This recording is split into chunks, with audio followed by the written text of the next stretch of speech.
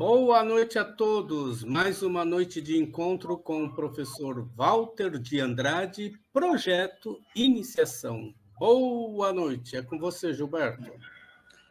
Olá, boa noite. Sejam bem-vindos. Estamos ao vivo, Projeto Iniciação, nesse sábado, programa de número 116. Então, estamos aí. Boa noite, professor. Bem-vindo. Boa noite, meu irmão Gilberto Catira, meu irmão Carlos Nascimento, a todos os irmãos que estão presentes aqui no nosso encontro, né, semanal, Projeto Iniciação, sejam todos bem-vindos. Nós dizemos que este programa é destinado a dar a base filosófica e iniciática para aqueles que pretendem seguir o caminho da iniciação. A base, são duas bases fundamentais: os ensinamentos secretos, os ensinamentos de Helena Petrovna Blavatsky e os ensinamentos do professor Henrique José de Souza, fundador da Sociedade Brasileira de Eubiose. Blavatsky, fundadora da Sociedade Teosófica. Né? O objetivo é a síntese do conhecimento, a fim de propiciar aos pretendentes ao caminho da iniciação informações e valores importantes para essa finalidade. O encontro visa também propiciar ao participante que já esteja no caminho da iniciação a possibilidade de expressar tudo aquilo repensar tudo aquilo que foi aprendido e receber indicações para novas reflexões a respeito da sabedoria iniciática das idades. Então, a gente está sempre evoluindo, né? Aprendemos, mas os horizontes vão se alargando. À medida que a gente estuda, os horizontes vão se alargando e a nossa consciência se expande. Né? Outra finalidade do programa é propiciar a reflexão a respeito do momento evolutivo que a humanidade está vivenciando neste início do século XXI e início da Era de Aquários. A Era de Aquários, evidentemente, começou no ano 2005. E no ano 3005 haverá o resplendor aqui na face da Terra, de uma nova civilização, conforme nos ensinou o professor Henrique de Souza. É por esse motivo que deu origem ao nosso canal, o nome do nosso canal, né? Canal Conexão 3005, justamente por isso. E lembrando que o Brasil é o berço da nova civilização. Né? Daqui surgirão muitas consciências, uma elite espiritual que vai dar continuidade a esse projeto evolutivo da humanidade através do terceiro milênio e caminhando como todos já falam na internet, né? Isso é um assunto bastante difundido na internet, a Terra caminhando para a quinta dimensão. É isso? Houve a terceira dimensão, a quarta, agora nós estamos caminhando para a quinta dimensão. Isso vai ser uma expansão especial da Terra, né, nesse projeto evolutivo comandado pela lei cósmica justa e perfeita. Muito bem. Todos aqueles que desejam desenvolver um projeto de iniciação devem inevitavelmente entrar para uma escola iniciática. Digo, a escola iniciática deve seguir, se assim é uma escola iniciática, ela deve seguir firmemente, sem vacilação, os ensinamentos da ciência iniciática das idades. Então, a pessoa pode escolher a escola iniciática que mais lhe agradar. Mas, da nossa parte, nós convidamos para todos que venham fazer o seu projeto de iniciação na Sociedade Brasileira de Eubiose. Como fazer isso? É só entrar numa ferramenta de busca da internet e clicar lá, escrever lá Sociedade Brasileira de Eubiose. Vai aparecer um link, o site da Sociedade Brasileira de Eubiose. Nesse site, a pessoa pode pesquisar os departamentos que existem tanto no Brasil como no exterior. Então, a pessoa, é importante que ela entre em contato com um dos departamentos. Claro, na sua cidade ou próximo à sua cidade, né? Entre em contato com o departamento e conversa a respeito do seu início no projeto de iniciação. Esse ano já não dá mais para começar, né? Já estamos em julho, caminhando para agosto, mas em janeiro do ano que vem, as pessoas podem fazer a sua inscrição e começar o projeto de iniciação. Através do primeiro grau, que é o grau peregrino. Depois desse primeiro grau peregrino, tem mais 4 graus complementares, totalizando 5. A partir daí, a pessoa pode se tornar membro efetivo da Sociedade Brasileira de Eubiose. Então, ela pode participar de reuniões externas, internas, ritualísticas, de toda a atividade da eubiose e, principalmente, olha só, ler as cartas de revelação do professor Henrique José de Souza, que são milhares e milhares de páginas. Então, aí está essa observação. Também, se a pessoa não tiver um departamento na sua cidade ou próximo à sua cidade, ou ela estiver fora da proximidade de um departamento, ela pode fazer o curso EAD, Ensino à Distância. Mas aí ela tem que entrar em contato com o departamento e estabelecer as condições para que isso ocorra, para fazer o ensino à distância. Tudo bem? Essas são as informações iniciais que nós queríamos dizer a respeito de todo esse projeto, né? De toda essa questão. Então, nós estamos aqui desenvolvendo sempre, o nosso conhecimento é sempre ligado com o conhecimento iniciático dado por Helena Blavatsky e do professor Henrique José de Souza. Então, nós vamos continuar aqui nosso comentário, né? O nosso estudo. Existe uma pergunta que eu deveria falar hoje, né? Que foi feita por um irmão nosso que entrou no encontro passado, mas eu não vou entrar porque até agora esse nosso irmão não está presente. Mas se ele estiver presente, no momento que ele estiver presente, se estiver presente, aí então eu passo a responder essa pergunta que ele fez no programa anterior. Se ele não tiver, não estiver aqui no programa 116, 117 e 118, aí eu vou responder para todo mundo no programa 119. Não vou deixar de responder. Aí no 119 eu vou responder para todos. Né? É uma pergunta muito interessante que o nosso irmão fez, não vou falar o nome dele, né? Então isso é muito importante, essa questão, né? Que nós estamos aqui estudando. Muito bem, muito bom, muito bom. Então aqui nós vamos estudar aqui um assunto muito importante, justamente de HPB, né? Que é justamente o nome rondas. Aliás, nós deveríamos ter falado na aula passada, mas estávamos no avançado da hora, e como o assunto é muito extenso, eu decidi deixar para hoje, para a gente ter toda a tranquilidade de estudar esse assunto, que é de enorme importância na questão da iniciação. Né? Muito bem. Rondas. Ronda significa círculos, anéis, revoluções. Como se disse no verbete cadeia planetária, esta encontra-se constituída por 7 globos, ou mundos dispostos em forma de 2 arcos unidos em sua extremidade inferior. Um descendente, que compreende os globos designados pelas letras A, B, C, e outro ascendente, que compreende os globos E, F e G. Então, as rondas, conforme o ensinamento de Blavatsky, são rondas evolutivas que percorrem 7 globos. Então, existem várias... cada cadeia evolutiva tem 7 rondas. Então, percorre 7 globos para que as consciências que estejam aí consigam o seu processo evolutivo. Né? Muito bem.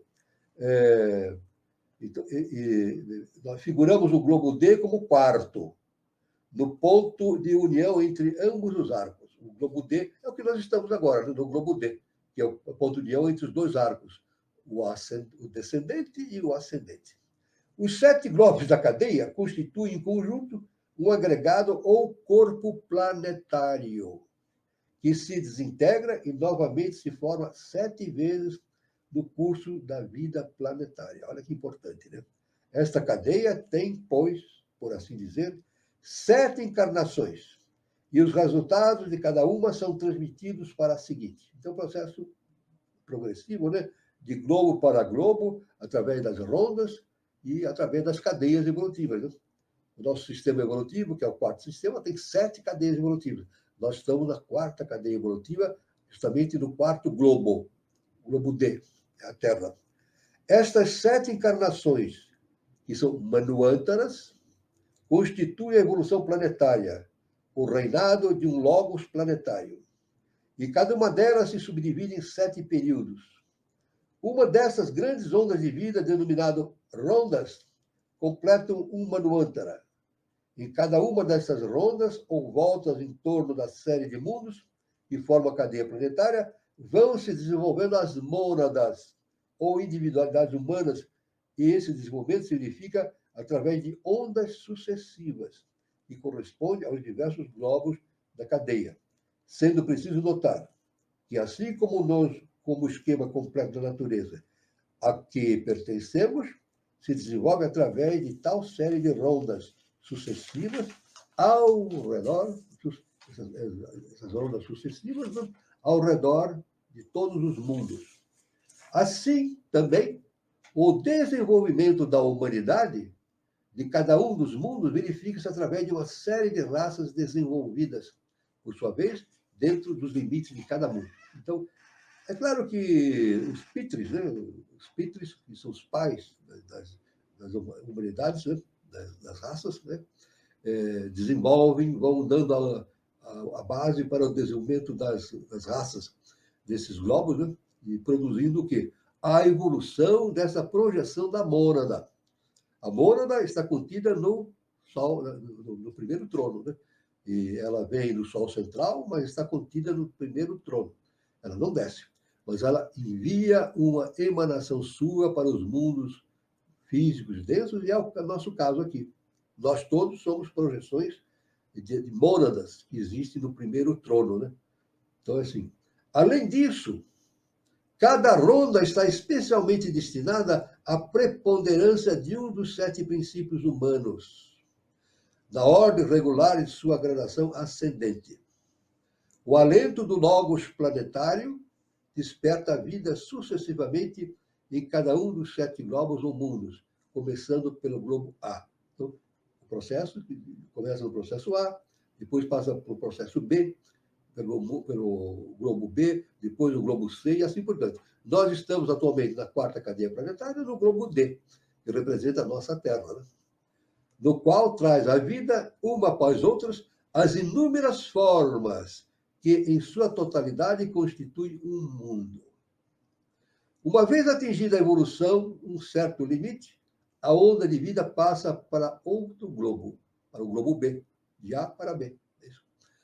Então o globo A submerge lentamente em sono aprazível, e assim a onda de vida vai passando de um globo para outro, até ter percorrido todo o círculo no globo G e terminar a sua evolução. Então, isso é uma ronda, desde o globo A até o globo G. Então, vai passando, né, o processo evolutivo, vai se delineando, vai se expandindo de globo por globo, né? Então, aí é muito importante esse entendimento. É por isso que nós dizemos que o importante no estudo da cosmogênese, da antropogênese e da teosofia em si, e da eubiose em si, é entender como as coisas funcionam. E aí está, esse entendimento das rondas é importantíssimo para que a pessoa tenha uma base bastante sólida no sentido de entender como ocorre a evolução no universo. Sobrevém, no globo G, sobrevém então um período de repouso, pralaya. Depois do globo G, existe um período de repouso, chamado pralaya, durante o qual cessa toda a atividade evolutiva exterior. A segunda ronda começa pelo globo A. Então, lá na segunda ronda começa pelo globo A novamente, como anteriormente, porém num grau mais elevado de desenvolvimento evolutivo. Então, volta para a última, né?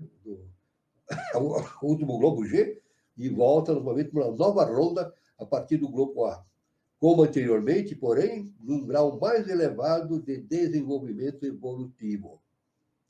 Este processo se repete 6 vezes. Porém, na 7ª ronda, ou seja, a última do Manvantara, ocorre uma mudança, pois o globo A, tendo completado já seu lar imortal, e no despertar da aurora do Manvantara seguinte, desenvolve-se desse globo um novo globo A, como um globo, um corpo recente, no qual passam a residir os princípios do planeta A anterior. Assim, Durante o Manvantara, cada globo tem 7 períodos de atividade, sendo cada um deles, por sua vez, o campo onde a vida evolui. Então, cada cadeia evolutiva tem justamente essas essas possibilidades evolutivas que ocorrem através de rondas. Né? Terminada a primeira cadeia, é uma ronda, então passa para a segunda, né? E assim sucessivamente vai ocorrendo para que a consciência da projeção da mônada que lá está progrida em caminho da consciência sua, que é justamente o conhecimento do Deus que existe dentro dela. Então, qual é o princípio do desenvolvimento nosso, da mônada?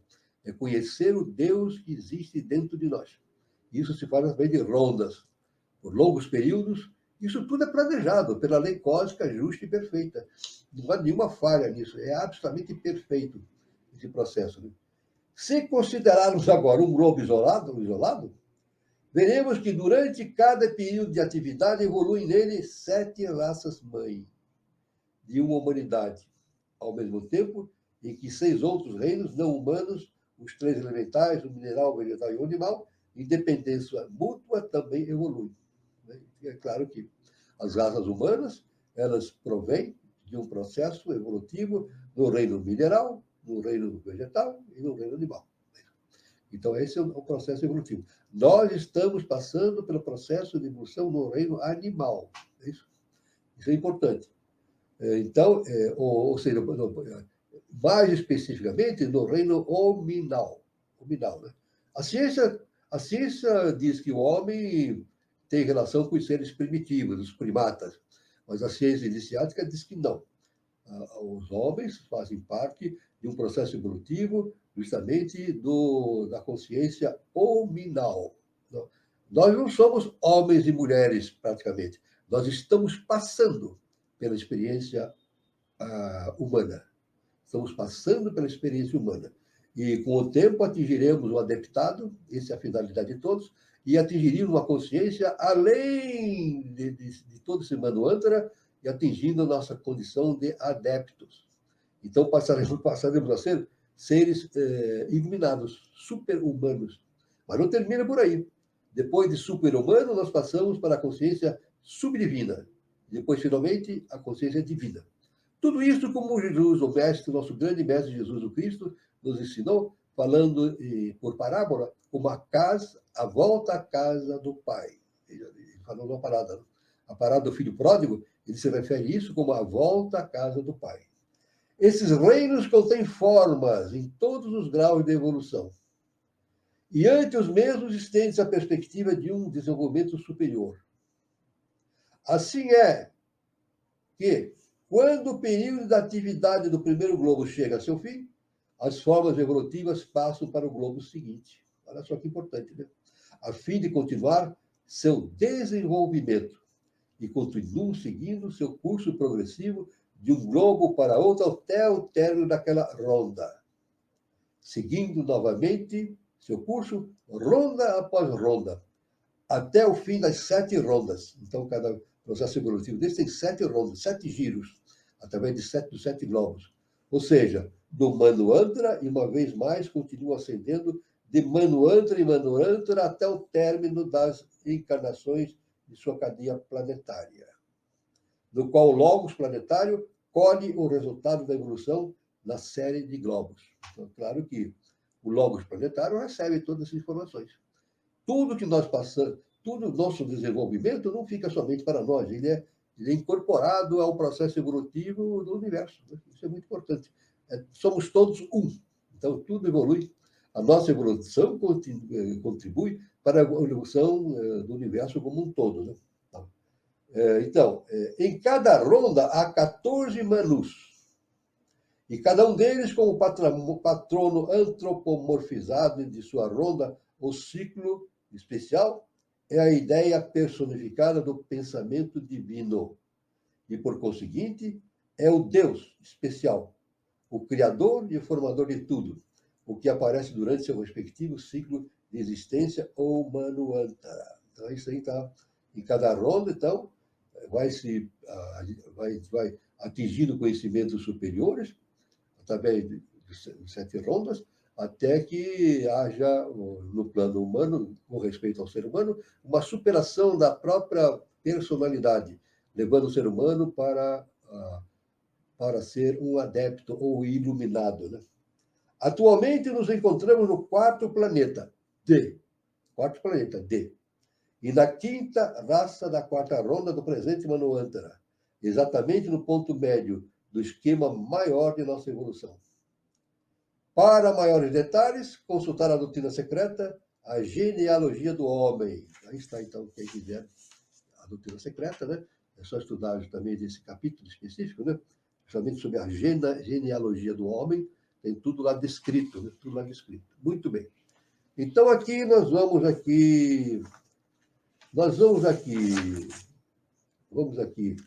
abordar agora mais um termo muito interessante descrito, que é um termo lá da antiguidade da Índia, né? Contido nos textos antigos da Índia, né? Que chama-se Rudra. Rudra. Um dos epítetos do deus Shiva, ou destruidor. É uma das formas de denominação do deus Shiva, ou destruidor.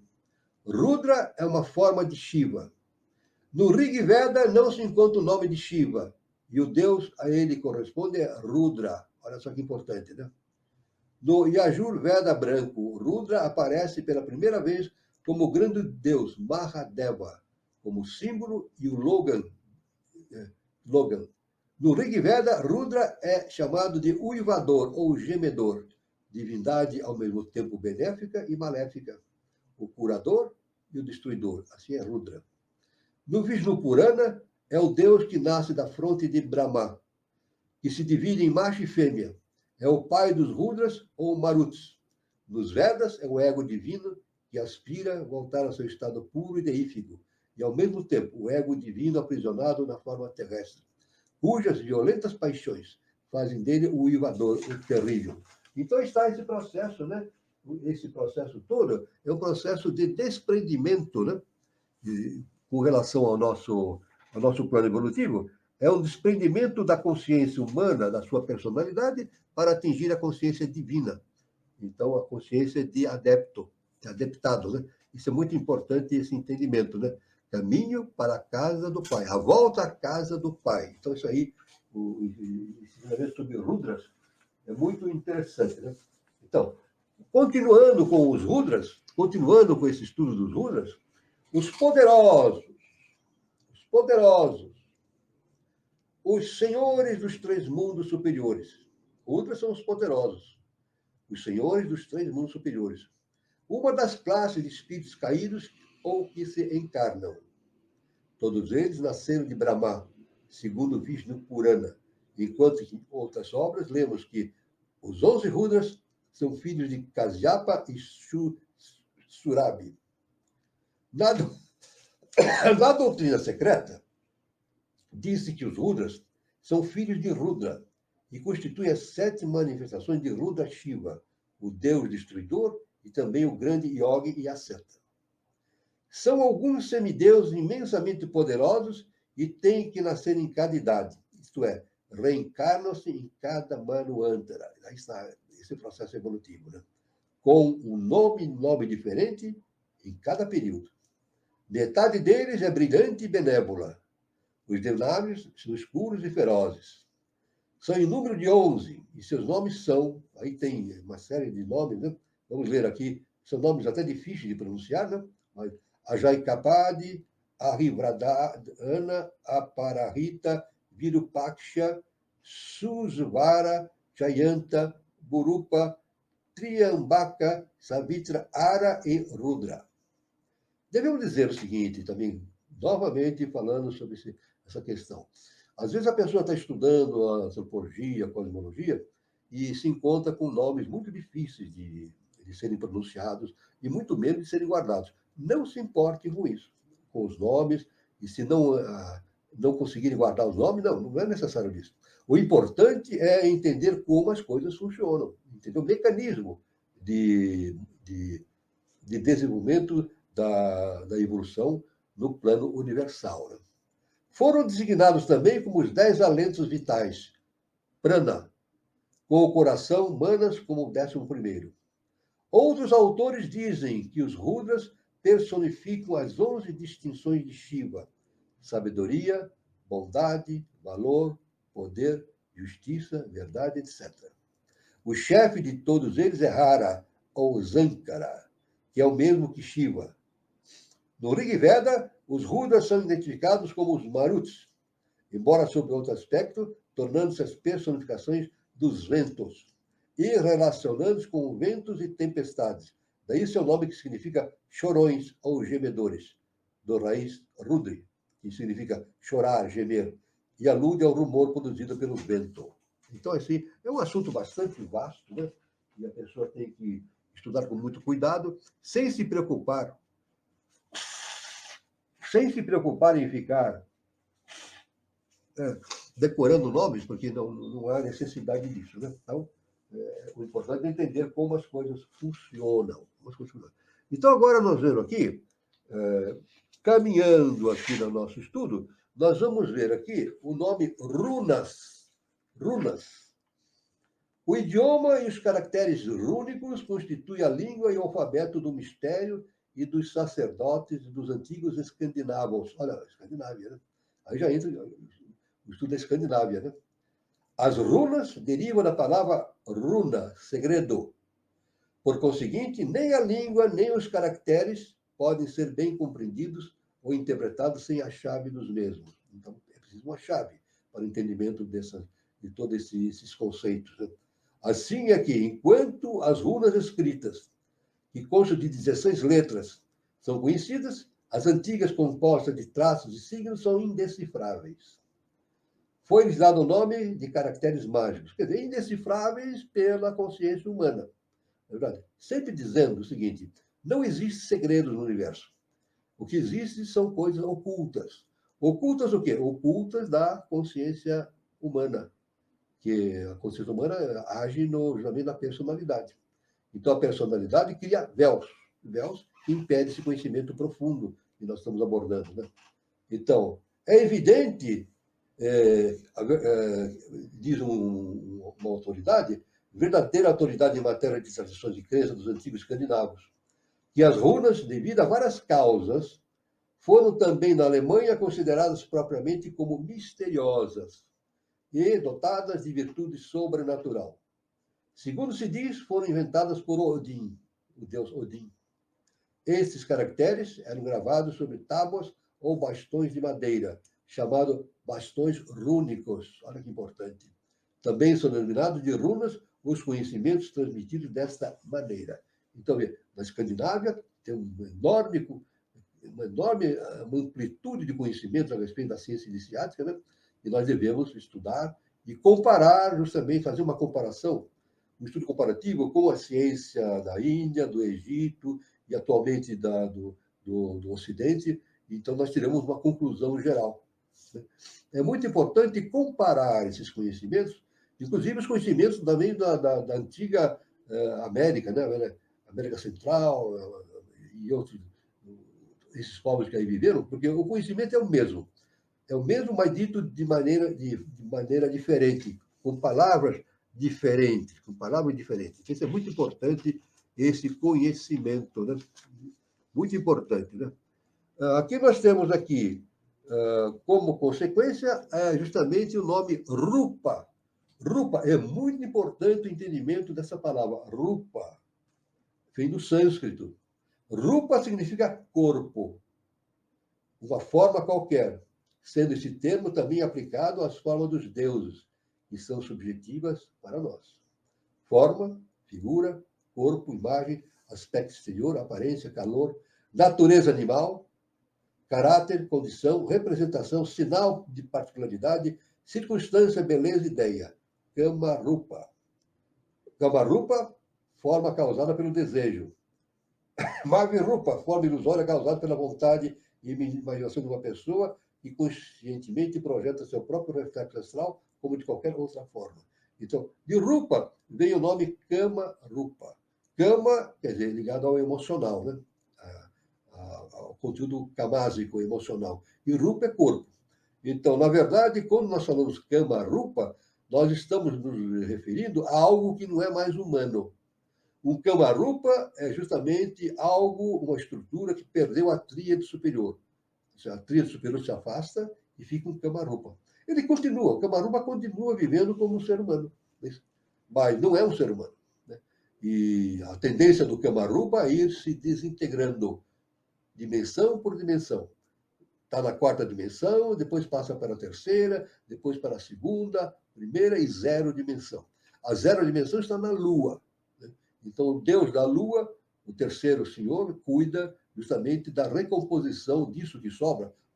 Não temos ideia daquilo que sobra, né?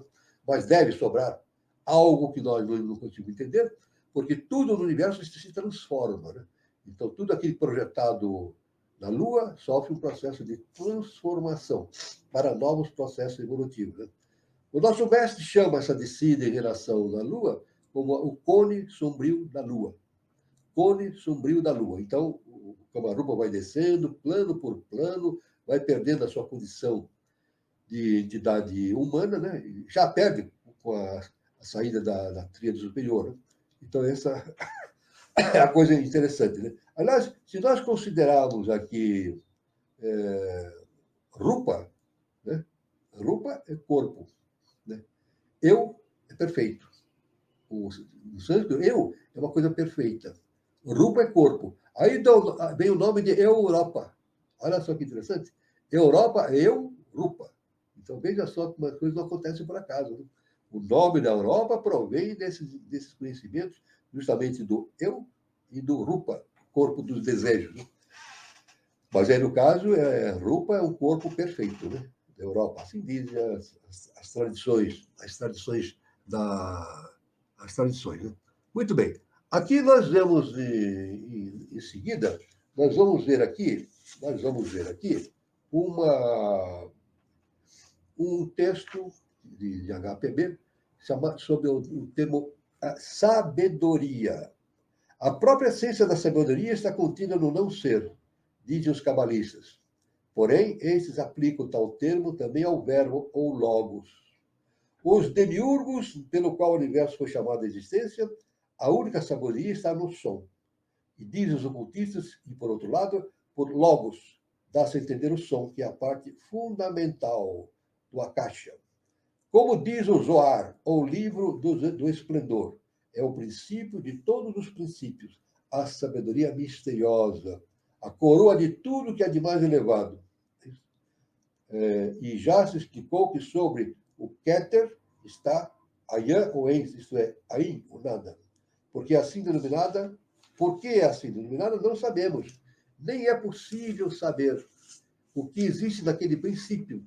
Por quê? Está acima da própria sabedoria. O que está acima da própria sabedoria? O eterno, né? O imanifestado. Nós não conseguimos ter a menor percepção a respeito dessa existência que existe acima de tudo, que é o imanifestado. Né? Então, aí é uma coisa muito importante. Isto prova que os verdadeiros cabalistas concordam com os ocultistas, em que a essência ou aquilo que existe no princípio de sabedoria ainda está mais acima da sabedoria mais elevada. Muito bem. Agora nós vamos ver aqui um outro importante ponto, né? Que é justamente as sacerdotisas. Sacerdotisas.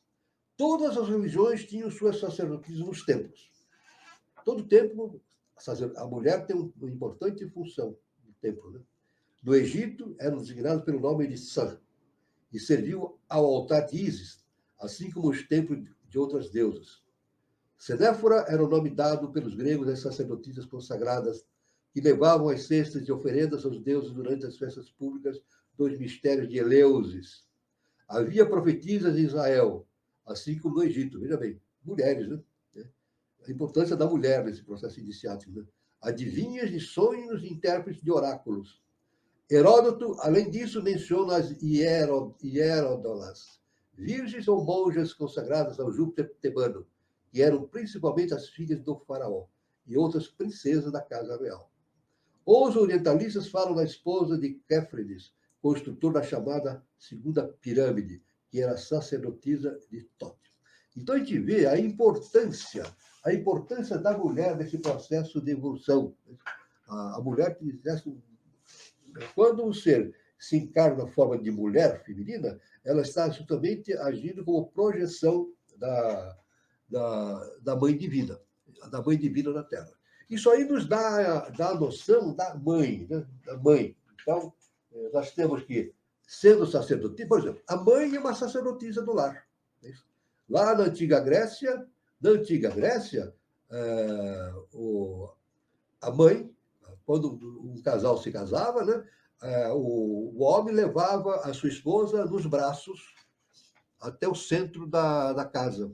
E aí a sua esposa acendia o fogo da pira sagrada. Então, ela não podia pisar no solo antes da consagração da casa. Então, é claro que esse fogo era trazido, a mulher trazia das suas mães, das suas sogras, ou de uma mulher. Né?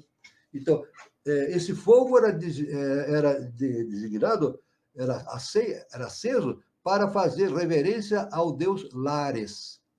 Aí vem o nome Lar, o deus Lares da Grécia, né? O deus Lares, daí vem o nome de Lar. Então, nós temos que a missão cósmica, nós vamos falar agora aqui algo muito importante. A mulher sempre foi muito predominante como diretora, como seres que conduziam as práticas ritualísticas dos templos. E a casa, o lar é um templo. Então, a mãe na Terra tem uma missão cósmica. Então, nós vamos ver aqui justamente a missão cósmica da mãe na Terra. Vamos analisar isso? A missão cósmica a missão cósmica da mãe na Terra. Né? Então, vamos dizer o seguinte, olha, fazendo uma homenagem às mulheres, né, que são, evidentemente, projeções da mãe divina. Né? Da mãe divina. Então, vamos ver aqui. Homenagear as mães é mais do que obrigação, é dever. Porque ser mãe é reproduzir na face da Terra o que existe em planos de grande espiritualidade do universo. A grande dimensão do universo, do cosmos, é o amor universal. A mãe terrena tem a incumbência de trazer, pela primeira vez, à consciência humana a essência do amor, que é a maior qualidade que alguém pode ter. É pela mãe que o ser humano tem a possibilidade de começar a trilhar o caminho que o leva à fraternidade e ao amor cósmico. Veja a importância da mãe no lar. Né? O amor começa na Terra pela mãe, no seio da família. E não dá para ser diferente. Essa experiência é fundamental e insubstituível. Entender a missão de mãe em seu real significado é glorificar, é prestar homenagem da mais alta significância. É prestar a ela, mãe, a honra justa por seu trabalho de serviço à divindade, em tarefa de colaborar com a evolução humana na face da Terra. A escola exerce papel muito importante no processo de renovação mental do indivíduo e da coletividade.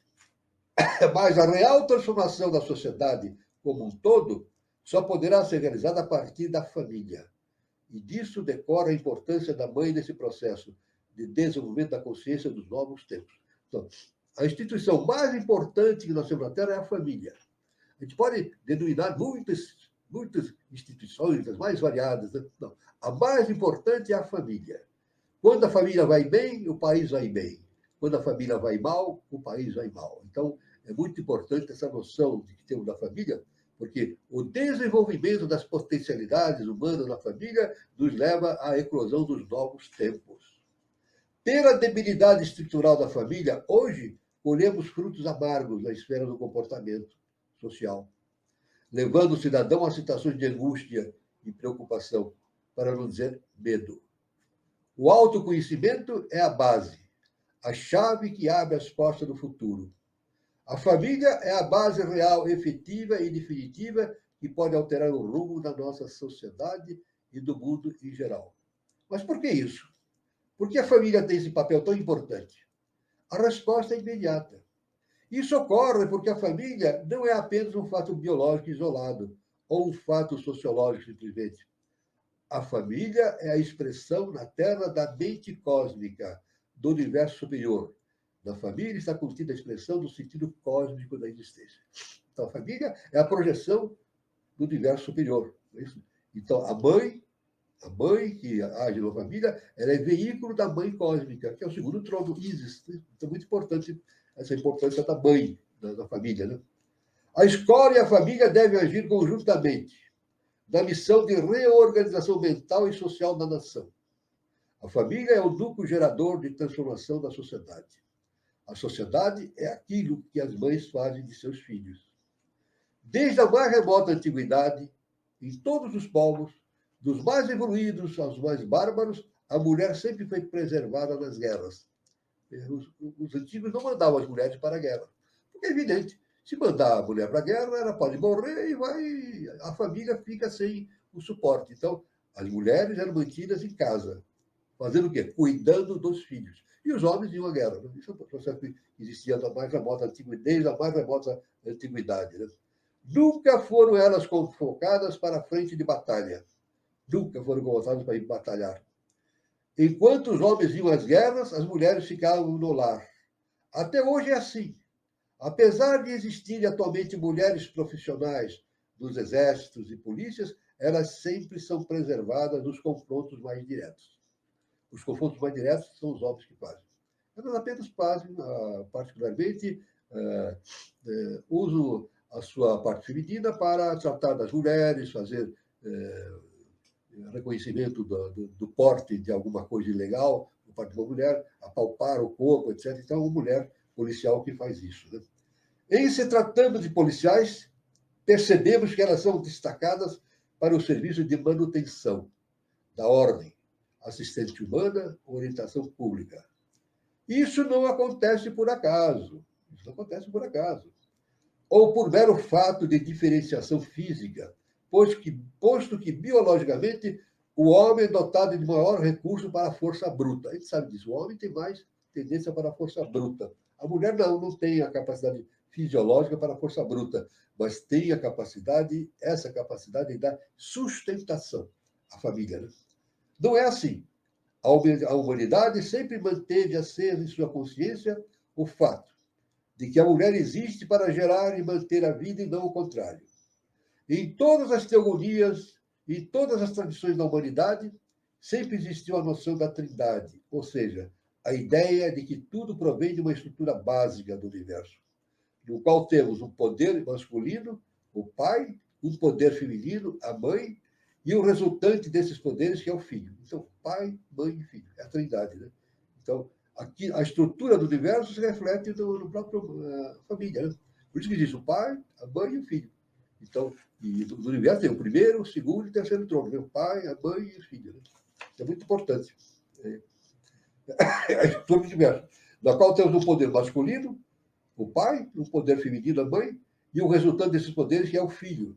O pai origina, a mãe gera e mantém. O filho tem a função de transformação. Essa trindade era denominada no Egito como Osíris, Ísis e Horus. Na Índia como Brahma, Vishnu e Shiva. Entre os cristãos, hoje é denominada como Pai, Mãe ou Espírito Santo e Filho. Daí vem a tradição ocidental de Maria, a mãe. Maria vem do latim mare, das águas genesíacas. E no Gênesis de Moisés está escrito que no início o Espírito de Deus vagava sobre as águas. Portanto, o termo mãe tem um significado cósmico da mais alta importância. Mãe terrena é a projeção da mãe divina na Terra. Eu vou repetir. A mãe terrena é a projeção da mãe divina na Terra. Por isso, a mãe divina, o segundo Logos, Vishnu, Maria, ou o nome que se queira dar, de acordo com a tradição de cada povo, coloca no mundo um ser que a representa na figura da mãe humana. Homenagear a mãe dos homens é homenagear a mãe celestial. E nada mais justo do que termos um dia especialmente dedicado a ela, a mãe humana. O planeta Terra é mãe, e por isso chamamos de Mãe Terra. A natureza é mãe, é por isso que a chamamos de Mãe Natureza. O Brasil, apesar de ter um nome masculino, é mulher. Brasil é mãe. Tanto que no hino nacional brasileiro temos a seguinte expressão: dos filhos deste solo és mãe gentil. O Brasil parece homem, masculino, mas no nosso hino diz assim que dos filhos deste solo és mãe gentil. Então, o nosso próprio hino dá a conotação de mulher para o Brasil, como a mãe, né? A mãe celestial. Tanto que, então, aqui mãe gentil, deste solo, não só o brasileiro, mas no mundo inteiro, porque o Brasil, como mãe planetária, recebe em seus braços filhos nascidos dos mais distantes regiões do planeta. Logo, somos irmãos na terra e irmãos no céu. A mãe gera, aquece, aleita, conduz, orienta, ouve, ampara. Os homens sempre tiveram consciência disso através dos tempos, mesmo os mais embrutecidos. Por isso, as mulheres nunca foram convocadas para os campos de batalha. A mãe veio para dar vida e não para tirá-la. Preservar a mãe, a mulher, é preservar a vida. Podemos medir a grandeza de um povo pela maneira como esse povo trata as suas mães. Vamos repetir? Podemos medir a grandeza de um povo pela maneira como esse povo trata as suas mães. Olha só que importante. Um homem que não cuida bem da sua mãe não merece ter uma boa esposa, porque essa é a continuação espiritual de sua mãe. Isso é cristalino como a luz do sol. Ter mãe é uma bênção. Ser mãe é uma glória. Eu vou repetir. Ter mãe é uma bênção, mas ser mãe é uma glória. É sabido que muitos contam que nos campos de batalha, frequentemente, os homens moram chamando por suas mães. Isso é contado pelas pessoas que viveram em campo de batalha, quando o soldado está morrendo, foi vítima fatal de uma agressão do lado contrário, normalmente ele chama pela mãe. Veja que coisa importante, né? Um dia as guerras serão banidas na face da terra. Isso não será por decretos, leis ou pactos internacionais. Isso ocorrerá pela pacificação da alma humana. Essa pacificação será pela atuação da mãe, da consciência dos homens, pela ação da mãe humana e da mãe divina. Pela ação da mãe humana e da mãe divina. O ser humano gera ideias espirituais que produz a evolução dos homens, que possibilita o entendimento e a concórdia, exerce o poder de mãe. Por isso, na linha de raciocínio de cidadania, temos uma direção de atuação que começa na mãe, passa pelo professor e se reflete no político. Temos, então, o seguinte: transformação social efetiva não se conseguirá somente por efeito de decretos ou punições. Transformação coletiva em direção do equilíbrio social será concedida pela manutenção da saúde familiar, pela geração de comportamentos individuais compatíveis com a visão de uma nova civilização. Essa nova civilização, que tanto almejamos em nossos sonhos de justiça, fraternidade e paz, tem por princípio a família. E essa, por sua vez, tem por princípio a mãe. A mãe, justiça, fraternidade e paz. Tem por princípio a família, e essa, por sua vez, tem por princípio a mãe. Todos os grandes instrutores da humanidade deixaram exemplos vivos de amor às mães. Vamos repetir? Todos os grandes instrutores da humanidade deixaram exemplos vivos do amor às mães.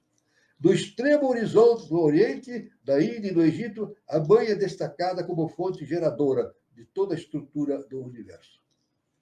Moisés desceu do Monte Sinai, trazendo as tábuas da lei, nas quais está contemplado e definido por Deus o dever de se honrar e respeitar os pais. Então, uma das leis básicas dos 10 mandamentos, né? Honrar pai e mãe. Né? Aí está contido, então, a honra à mãe. Né? No Evangelho de João é mostrado ao mundo, através de um dos seus maiores instrutores, Jesus, o Cristo, o exemplo da dedicação do filho à sua mãe. Junto à cruz, onde estava Jesus crucificado, estava a mãe de Jesus, outra mulher chamada também Maria, irmã de Lázaro, e a própria Maria Madalena. Vendo Jesus sua mãe e junto a ela o seu amado discípulo João, àquela altura bem jovem, tinha uns 16 anos, disse, ele declarou: mulher, eis aí o teu filho.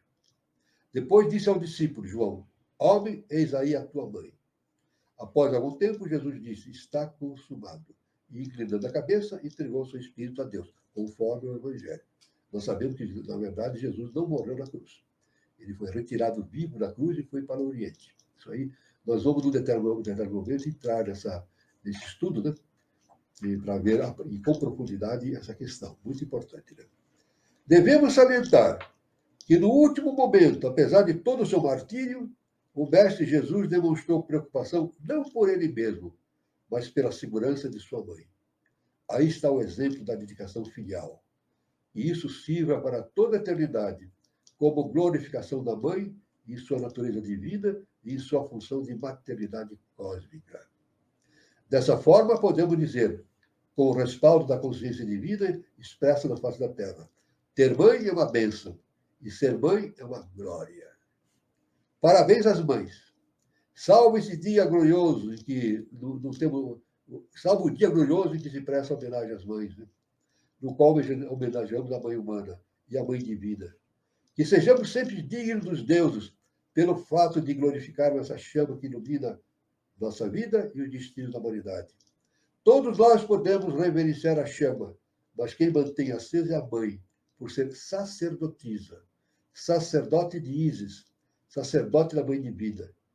E que essa sacerdotisa, a mãe divina, seja glorificada sempre, por todos os séculos que virão. Em nome da mãe divina e em nome do grande plano da manifestação universal. Que assim seja. Então está uma glorificação, uma explicação sobre o papel da mãe, né, no processo humano, né? Isso é muito importante, então. Então, a mãe tem uma importância enorme no processo de desenvolvimento. Então, por isso, amar a mãe é justamente amar a mãe divina. Então, nós devemos ter essa consciência bastante ampla na nossa mente. Né? Muito bem.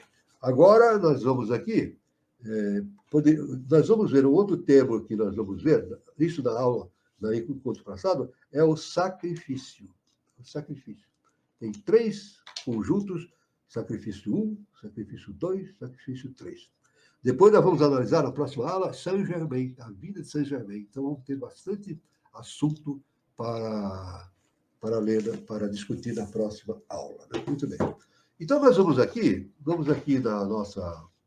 na sequência dos nossos estudos, vamos aqui continuar em mais um trecho do simbolismo arcaico das religiões do mundo.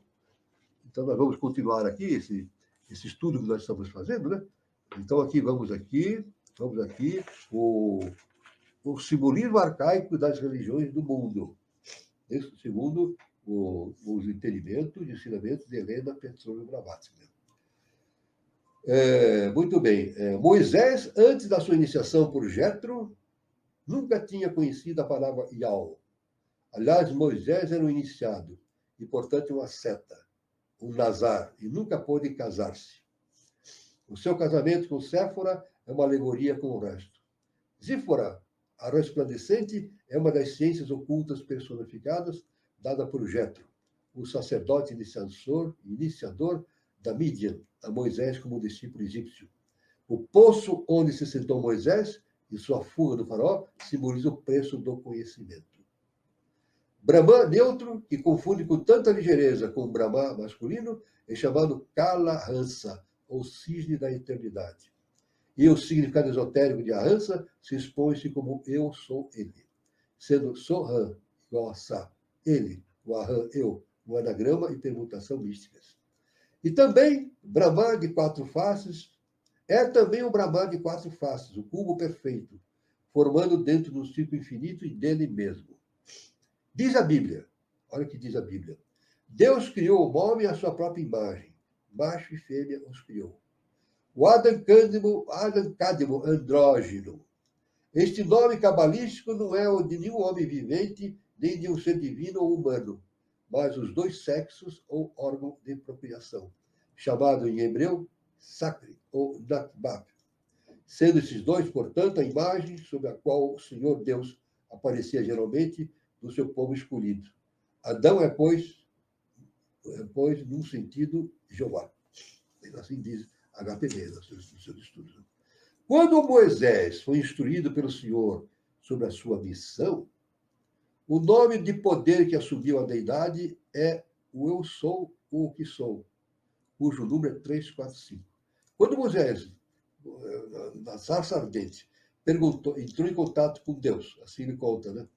Ele perguntou, Deus disse para revelar ao seu povo a existência de Deus e todo esse processo, né, que estava ocorrendo naquele tempo.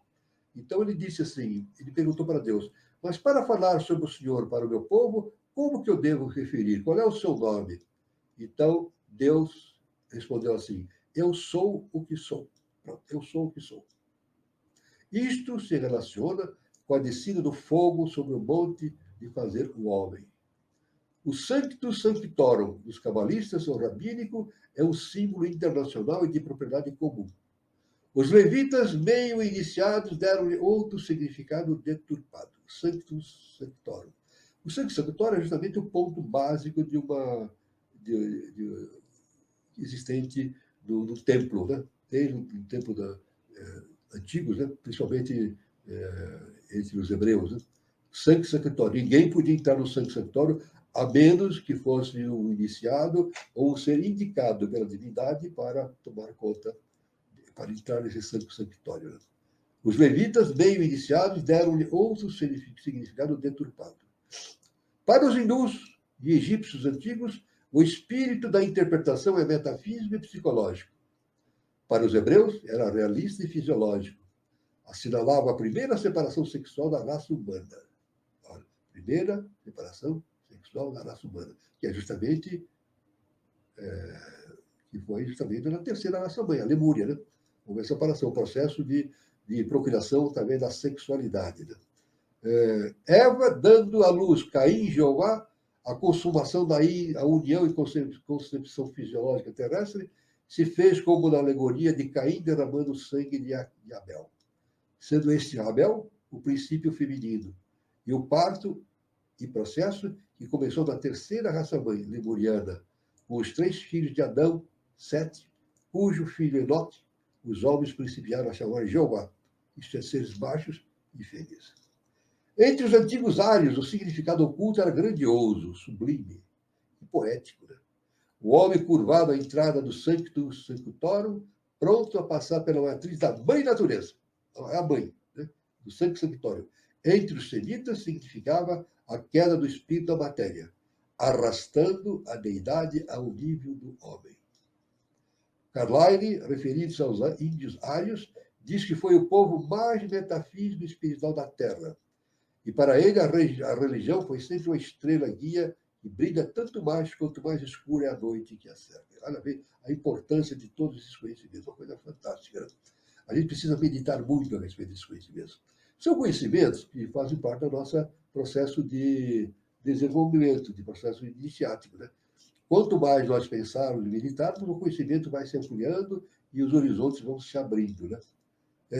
Os indo-ários têm quase 1 milhão de anos de idade, enquanto os hebreus semitas, pequena subraça, contam com apenas 8 mil anos de idade.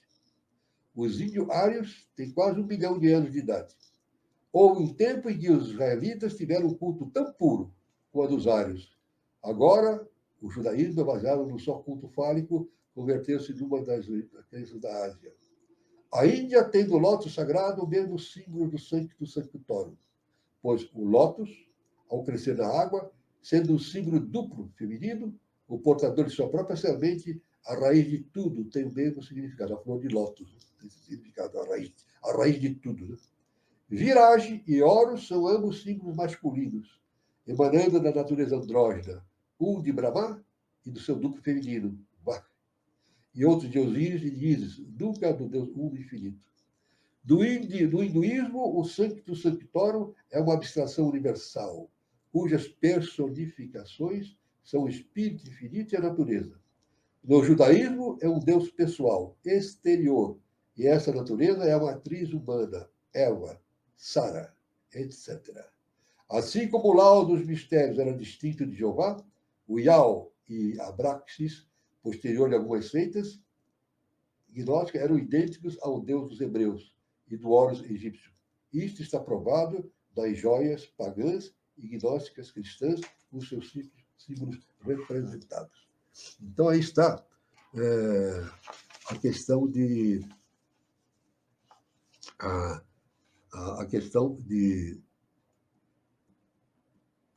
todo esse estudo fantástico que existe sobre a natureza da evolução, a disposição dos princípios básicos, né, da evolução humana e assim por diante. É claro que precisamos refletir muito sobre esses assuntos para tirarmos as nossas próprias conclusões.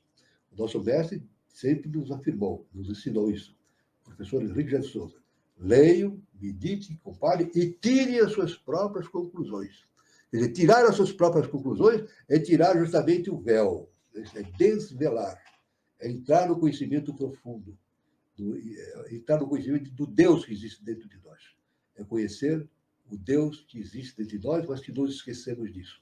Então, aí está essa importante visão que tivemos aqui a respeito de uma parte apenas, justamente, desse assunto, sobre o simbolismo arcaico das religiões do mundo.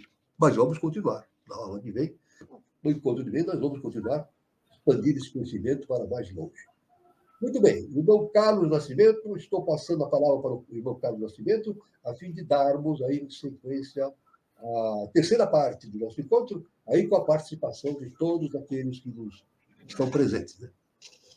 Sim, professor. E foi muito bom, muito interessante tudo que o senhor falou, e passa um filme na minha cabeça, professor, porque tudo isso que o senhor falou de mãe, eu vivenciei isso.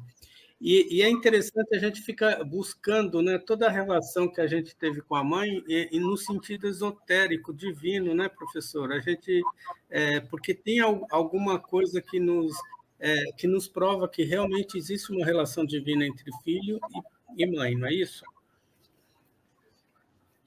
Exatamente, é claro que existe uma ligação. Essa ligação sempre existe entre o divino e o humano, né?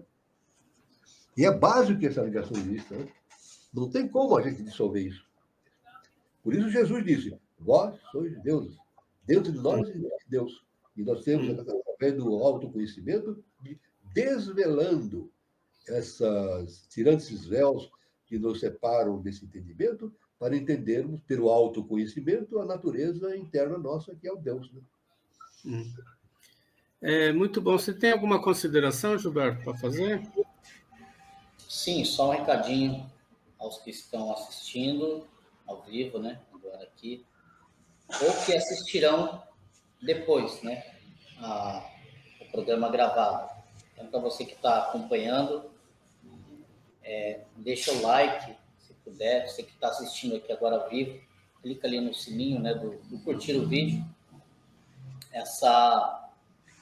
Quando você curte, né, o vídeo, ele aumenta, né, o desempenho, o alcance, né, o algoritmo aí da plataforma, ele distribui melhor a abrangência, né, do nosso conteúdo. Então, o que a gente pede para que você que está assistindo, seja aqui ao vivo ou gravado, né, por favor, coloca aí o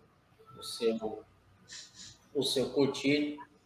E se não é inscrito ainda no canal, se for a sua primeira vez por aqui, se inscreva no canal para receber as atualizações, as nossas programações eventuais, assim como as regulares, como assim as eventuais também.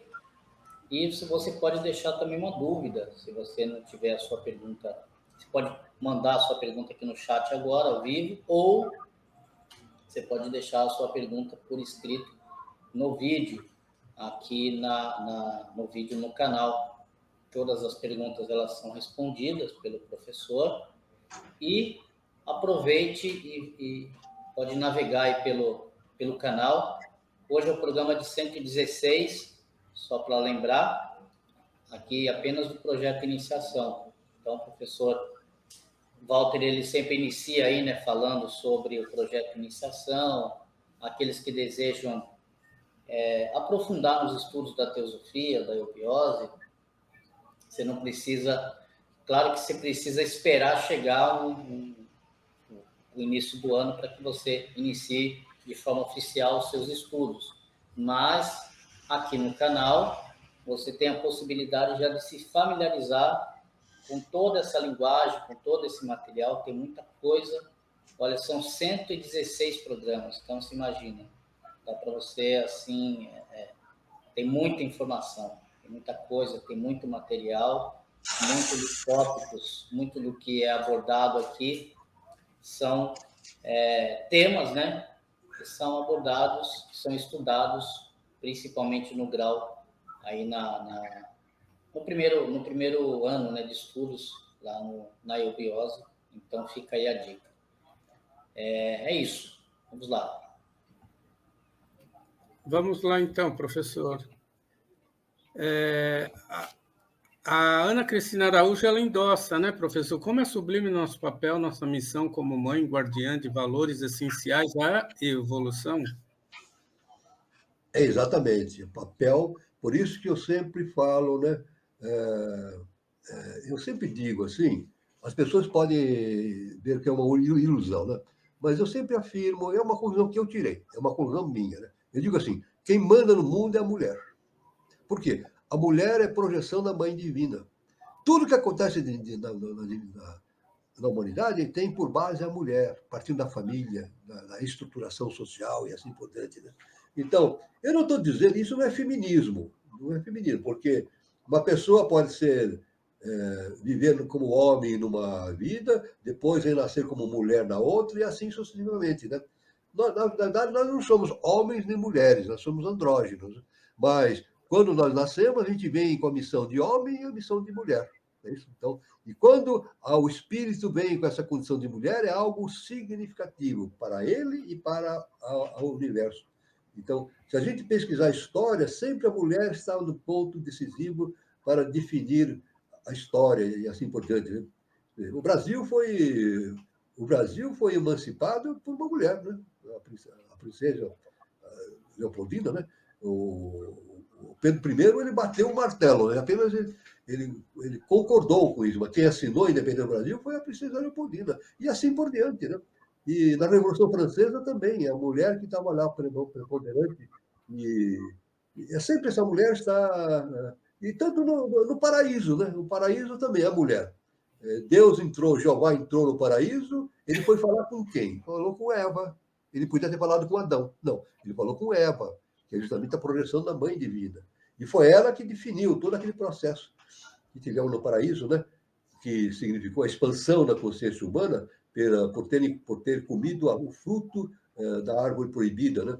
E, na verdade, Jeová, ele não proibiu simplesmente, ele apenas alertou que havia um fruto. Ele apenas despertou a curiosidade de Eva. E esse despertamento foi acelerado justamente por Lúcifer, que é representado por uma serpente, né? Aí entendendo nos devidos termos, né? Nos devidos termos. Isso significa entender as coisas por trás das letras. Existe a letra que mata e o espírito que vivifica.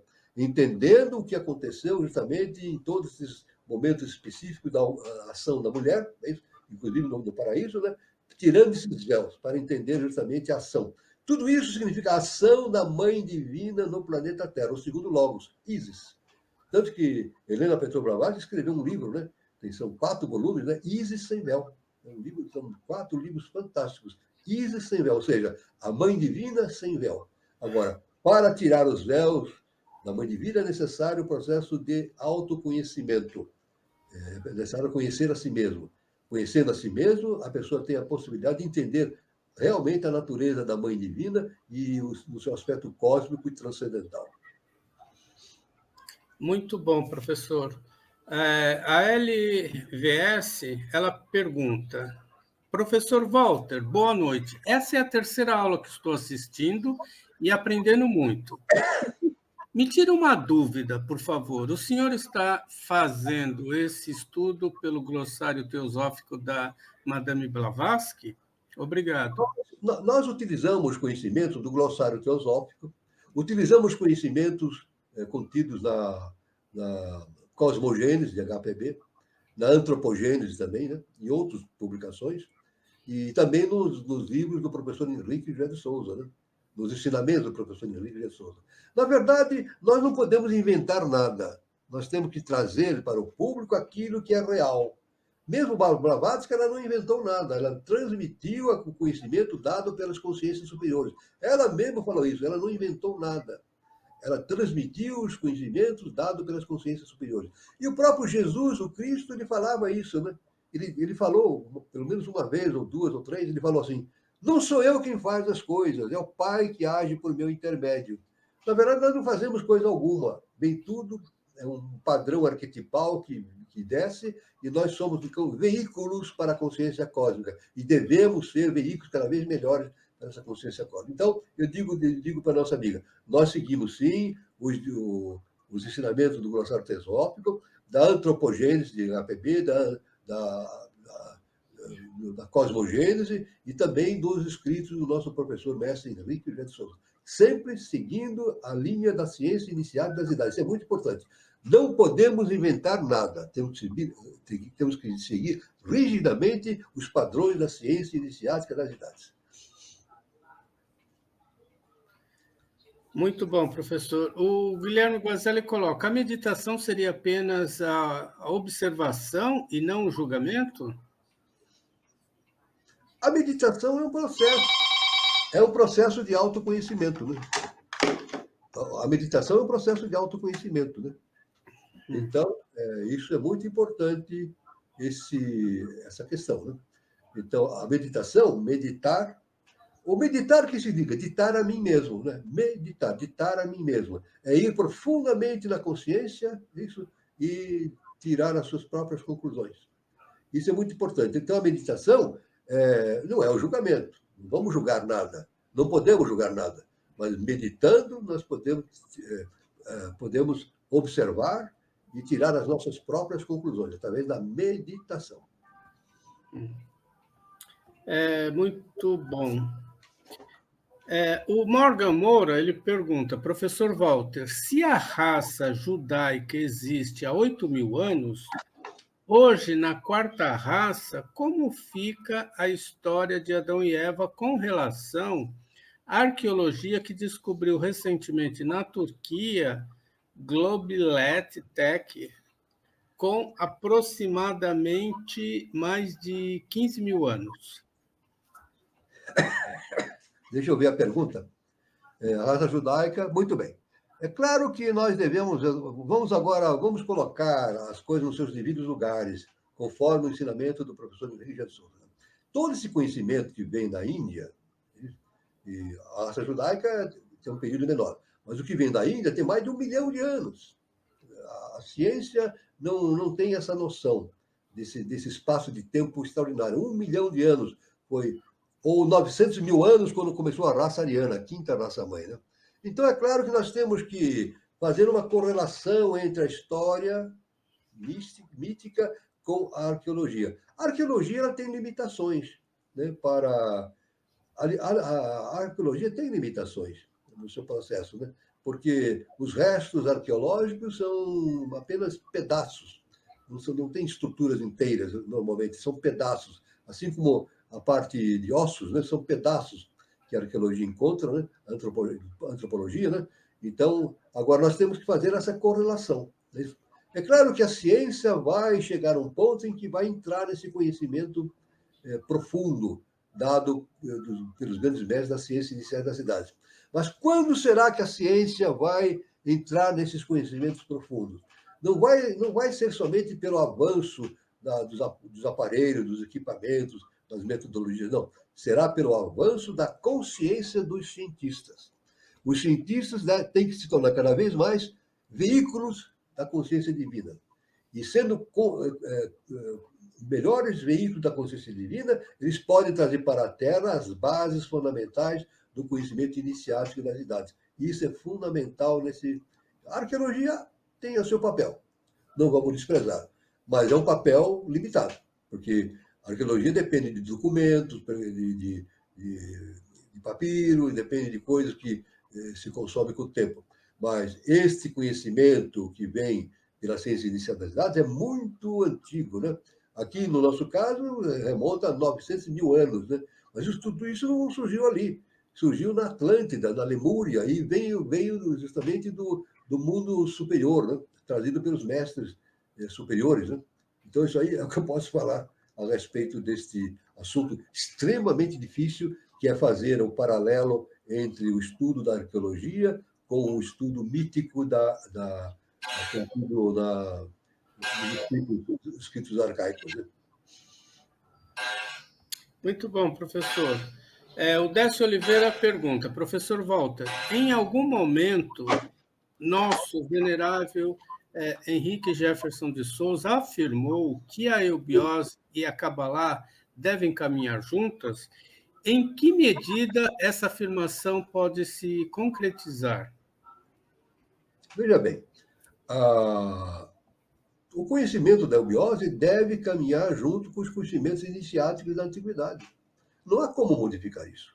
Tem que seguir, né? Existem conhecimentos profundos, né? Nórdicos, do Egito, da Índia, etc. Então, o nosso mestre, a pessoa lendo os livros do nosso mestre, ele se atém especificamente a essa base. E a HPB também. Ela tem especificamente essa base que existe na ciência iniciática das idades. Né? Então, é claro que a eubiose ou qualquer grupo iniciático tem que seguir, caminhar juntos com esses ensinamentos específicos da antiguidade, né? Exemplificando a Cabalá e outros tantos conhecimentos. Né? Não só a Cabalá, mas outros tantos conhecimentos. O que não se pode é inventar coisas. Né? Inventar coisas. A ciência tenta imaginar muitas coisas, né? Para explicar dados, explicar situações evolutivas da humanidade, mas tem aquela conotação da limitação, que a ciência tem a limitação física, né? Tanto que a ciência não consegue ir mais além de 3.000, 4.000 anos de idade. Né? É o que a ciência consegue recompor documentos de 3.000, no máximo 4.000 anos de idade. Se a gente falar que a raça ariana surgiu há 900.000 anos, né? Justamente na Índia, é uma coisa impensável para a ciência, né? Mas a ciência ainda vai chegar nesse conhecimento profundo da dita ciência iniciática das idades. Muito bom. Aqui para cima, o Guilherme tem duas perguntas que continuam. Ele faz a seguinte colocação: a evolução já está? Basta a nós enxergarmos? Ou temos que esperar a evolução da Honda e aí existe o saque? Não. Cada um tem que seguir o seu caminho evolutivo. Não tem que se prender a nada, tem que seguir o seu caminho evolutivo. Tanto que nesse processo evolutivo, tem pessoas que caminham lentamente, consciências que caminham lentamente e outros mais arrojo. Né? Isso aí faz parte. Né? Isso pode mudar com o tempo também. Né? Aqueles que caminham mais lentamente, uma hora se tornam arrojados e fazem um caminho bem rápido. Né? Aí depende da situação, da consciência diante dos embates e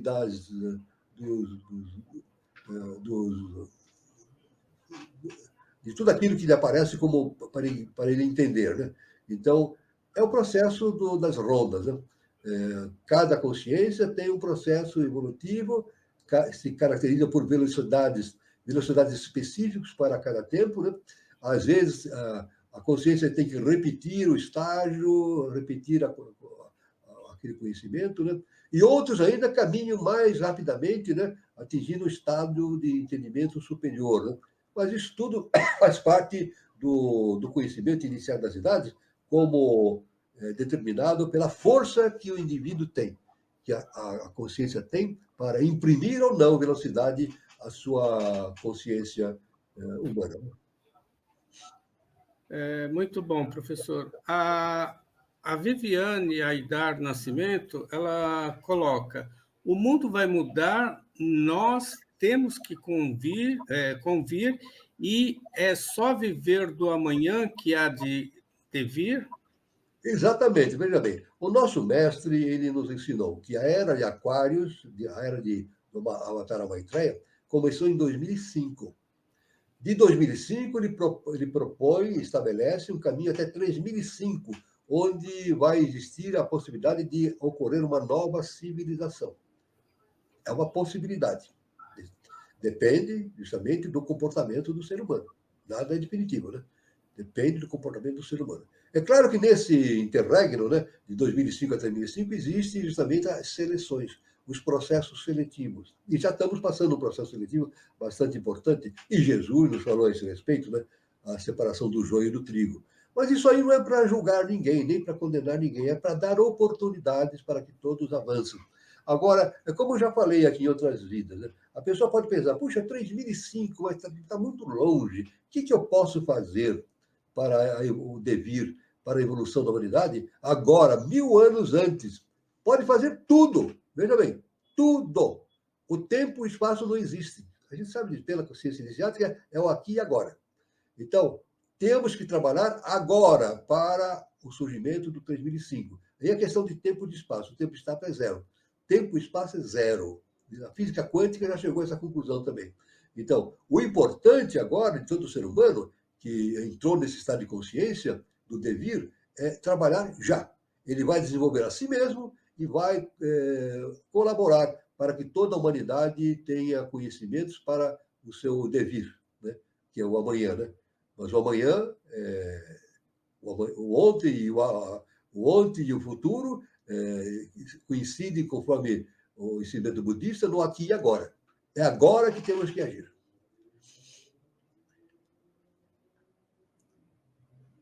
Isso, professor, ela complementa aqui embaixo, ó, o ser e o não ser é sempre um devir, conforme diz Hegel, né? Devir do planeta Terra como o nosso, do pó viemos ao pó voltaremos. Caibayon é princípio da correspondência. É um assunto extremamente difícil. Eu devo dizer que nos ensinamentos de Helena Petron Blavatsky, ela diz que isso que a nossa irmã está falando, a Viva Deidade Nascimento, é de um conhecimento extremamente difícil. A HPB nos diz que o grande desafio do ser humano e de todas as consciências que vivem no sistema solar é entender essa relação, justamente o ser e o não ser. Nós não temos entendimento disso. O eterno é o não é. A HPB diz, o eterno é o ser e não ser ao mesmo tempo. Ele é e não é ao mesmo tempo. É fácil de entender isso? Não é fácil. Ele é e não é ao mesmo tempo. Então, isso é uma coisa muito difícil. É claro que aqueles que estão no caminho da iniciação e vão alcançando níveis mais superiores, ele vai entendendo cada vez mais essas conotações, né?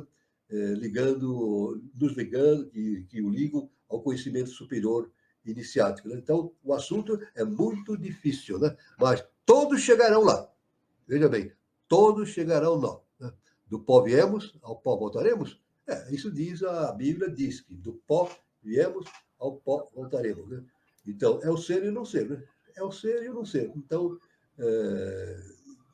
nós somos seres humanos? Não somos seres humanos. Se eu falar isso num jornal, numa revista, vamos chamar de louco, né? Nós não somos seres humanos. Estamos passando pela experiência humana. Né? Quando atingimos o estado adaptado, nós passaremos para o estado de consciência super-humano, depois subdivino, depois divino. Então, é um assunto muito difícil de ser entendido. E somente o processo da iniciação, o processo iniciático, nos possibilita entender isso, que deve ser entendido por todo o nosso sistema solar. Veja bem, a HPB diz, é um mistério que existe no sistema solar e que todos devem superar esse mistério e entender perfeitamente como as coisas funcionam como um todo. Né? Muito bom, professor. O Morgan pergunta o seguinte: a física quântica já é uma luz no fundo do poço para os cientistas? Sim, é sim. A física quântica já é um caminho. Então, tanto que eu já vi comentários de físicos quânticos, né? De físicos quânticos na internet, né? Eu já vi comentários de físicos na internet dizendo que a física quântica é uma luz no fundo do poço para os cientistas. Né? Então, agora, é uma luz que vem, vindo. Agora, isso aí vem através do quê? Do conhecimento dos seres humanos, dos cientistas, no sentido de se aprofundar na ciência inicial das idades. Repetindo, é necessário que os cientistas atinjam uma condição de ser veículos cada vez mais vigorosos e plenos da consciência iniciática superior, da lei cósmica justa e perfeita. Muito bom. Professor, eu vou passar os recados que eu tenho aqui, tá? E depois a gente volta aqui nas perguntas. Eu queria falar sobre a nossa próxima roda de conversa, que é nessa terça-feira, dia 30 de julho de 2024, terça-feira, sempre no mesmo horário, às 20h40. Aqui no canal Conexão 3005 temos a nossa roda de conversa. E o tema será Brasil, a próxima liderança. Então, quem falará sobre o assunto é o Luiz Carlos Barnabé de Almeida, mestre em economia, jornalista, escritor e pesquisador. Então, o tema vai abordar uma nova ordem econômica se impõe no mundo. As mudanças geopolíticas, tecnológicas, demográficas, ambientais e culturais abrem espaço para países como o Brasil. As projeções indicam um enorme crescimento rumo à liderança global. Então, o tema é interessante, é atual, e fala sobre o nosso país, né, o Brasil, né, como uma próxima liderança, e os mediadores serão Daniela Troncoso e Eduardo Nunes. Então, é terça-feira agora, prestigie, dia 30 de julho, no mesmo horário, às 20h40. Eu queria falar também sobre o espaço Shakti Nova Era, né, Centro de Terapias Holística, que tem sua matriz lá na cidade de São Lourenço, sul de Minas. Quem estiver passando por São Lourenço, Minas Gerais, o endereço está aí, Praça Helena Jefferson de Souza, 38, anexo 1, São Lourenço, Minas Gerais. Para mais informações, tem o telefone via WhatsApp, o prefixo de São Lourenço é 35, o telefone é 997566874, e no Instagram o endereço está aí, @ShaktiNovaEra. Lembrando que tem filial em Brasília, no departamento da Eubiose de Brasília, e também em São Paulo, 2 endereços, no departamento de Santana e departamento do Sumaré. Eles também estão com alguns cursos, deixa eu ver aqui, eu não sei se foi hoje esse. Vai ser dia 17 de agosto, primeiro encontro da egrégora, né, reikiana na Serra da Cantareira. Então, venha celebrar o Dia Internacional do Reiki na cidade de São Lourenço, Minas Gerais. E quem estiver passando por lá vai ser no dia 17 de agosto de 2024, às 15 horas. E eles vão estar lá. Para mais informações, é só entrar em contato com a Shakti. Essa palestra foi hoje, né? Dia 27 de julho. E aqui a gente tem também um evento no dia 3 de agosto, no dia 12 de outubro e dia 8 de dezembro. Então, são 3 datas, tá? 3 de agosto e 12 de outubro num sábado e 8 de dezembro no domingo. O horário é sempre das 9 às 18 horas, lá no Shakti Nova Era de Minas Gerais, e pode ser feito online pelo Google Meet, tá? A facilitadora será a Gil Tomé. Então, para mais informações, é só fazer contato com o Shakti Espaço Nova Era. Aqui também são os eventos de julho, né, sobre o Reiki. Aqui é o nosso professor, né? Tá. Aqui é o evento que vai ter lá na Convenção de Nova Chavantina, né, sobre o prêmio cultural, né, sobre literatura, o prêmio Henrique José de Souza, literatura e romance. As inscrições estão até amanhã, dia 28 de julho, tá? 28 de julho de 2024. Aqui está o endereço no site, tá? iculturalbr.org.br. Então, tem sobre poesia também, tá bom? Então, os recados são esses. Deixa eu ver se tem mais algumas perguntas.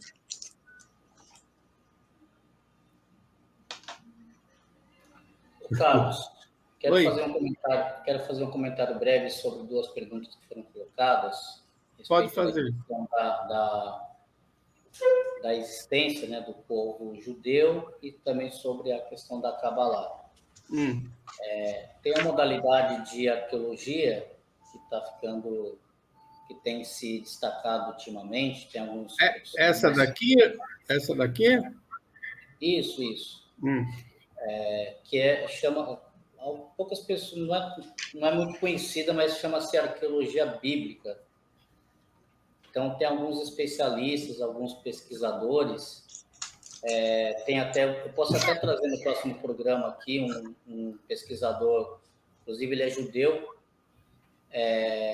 não tem livro dele ainda traduzido no Brasil, mas ele tem um canal que você consegue colocar lá e ficar legendando, né, os vídeos, é bem interessante. Mas a arqueologia bíblica, ela é bem específica.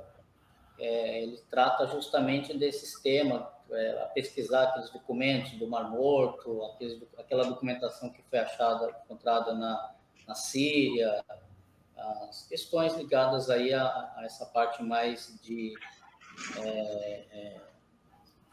ao que a gente estuda aqui basicamente, só que de forma específica, né? Então é interessante. Então, para quem ainda não conhece, pesquisem aí sobre arqueologia bíblica.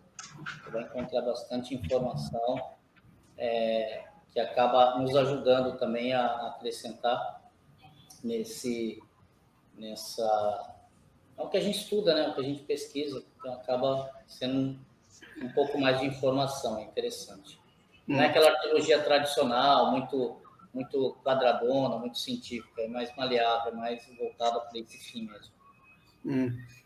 Muito bom, Gilberto. Ô, Gilberto, será que o professor caiu a imagem dele? A tela está a tela ficou em branco, né? O professor Walter. Sim. Eu não sei o que aconteceu. Eu acho que o vídeo deve ter dado uma... Eu acho que foi no vídeo, professor. Então, o senhor está ouvindo a gente, né? Estou ouvindo. Tá. Então, pessoal... Como é que eu faço para voltar, hein? Eu acho que o vídeo caiu. O senhor não lembra onde o senhor apertou?